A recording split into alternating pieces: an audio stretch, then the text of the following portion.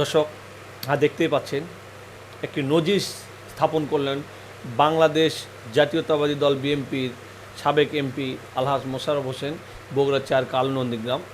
তো বাংলাদেশে যে রাজনীতিটা হচ্ছে সেটা হলো প্রতিহিংসা রাজনীতি।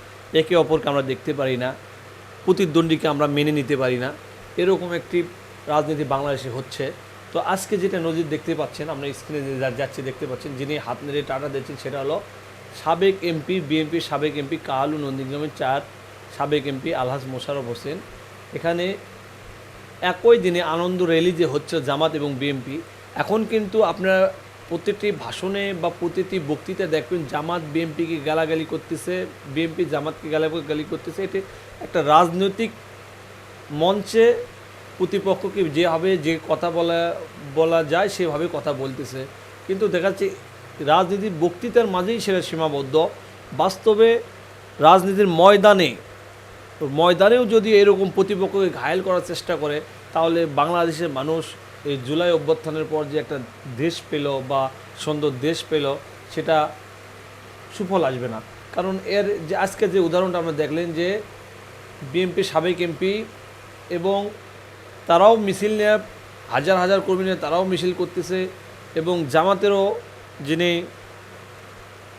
আপনার ওই মনোনয়ন পাশে কালু নন্দীগ্রাম ৪ আসন থেকে, তিনিও একই সময় ওই দিক দিয়ে যাচ্ছেন। তখন কি করলেন, আপনি যে স্ক্রিনে দেখতে পাচ্ছেন, দেখেন তখন বিএনপি এমপি প্রার্থী বা সাবেক এমপি তিনি চাচ্ছেন যে তাদের কর্মীকে সাহিত্যদের যে আনন্দ মিছিলটা জামাতরা নিয়ে যাচ্ছে তাদেরকে পথ করে দিলেন। একটা নজির এটা যদি আমার মনে হয় কি বলবো আর কি, এটা আজ থেকে অনেক আগে এগুলো দেখা গেছে। যদি একটা দলের সামনে আরেকটা দল মিছিল নিয়ে আসতো, কঠিন একটা সংঘর্ষ বেঁধে যেত, উস্কানিমূলক বক্তব্য দিত, পরক্ষণে কি দেখা যাচ্ছিল একটা বড় ধরনের একটা সংঘর্ষের সৃষ্টি হতো। আজকে যে ঘটনাটা ঘটলো, আমার মনে হয় বাংলাদেশে এই জুলাই অভ্যুত্থান আজকেই এই ঘটনা ঘটলো যে কোনো রকম সংঘর্ষ ছাড়া, উস্কানিমূলক কথা ছাড়া একটি নেতৃত্বে থেকে কিভাবে সবাইকে আপন করে দেখতে পাচ্ছেন, স্ক্রিনে যেটা দেখতে পাচ্ছেন, কীভাবে আপন করে সবাইকে বাহবা দিচ্ছে এবং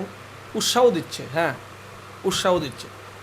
এটাই হলো রাজনীতি, বা এই রাজনীতিতেই বাংলাদেশ আমার মনে হয় যে এইভাবেই যদি রাজনীতিবিদরা সুন্দর মন মানসিকতায় রাজনীতি করে, আমাদের বাংলাদেশের জনগণ আসলেই ভালো থাকবে আমি আশা করি।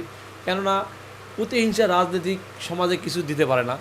কারণ সমাজটা যদি প্রতিহিংসা রাজনীতি হয়, তাহলে দেখা যায় যে একে অপরকে সংঘর্ষ, একে অপরকে মামলা হামলা, একে অপরকে যে কোনো কর্কশ বা কুরুচিপূর্ণ বক্তৃতার মাধ্যমে ঘায়েল করার চেষ্টা করে।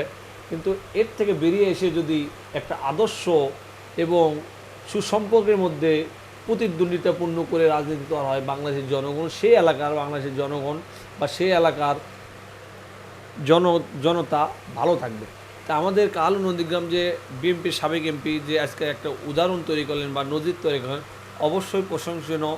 এবং জামাতের যে প্রার্থী তাকেও সেলুট, যে তিনিও কোনো সংঘর্ষ চায়নি, বিদায় তিনি ওই পাশ কেটে চলে গেলেন।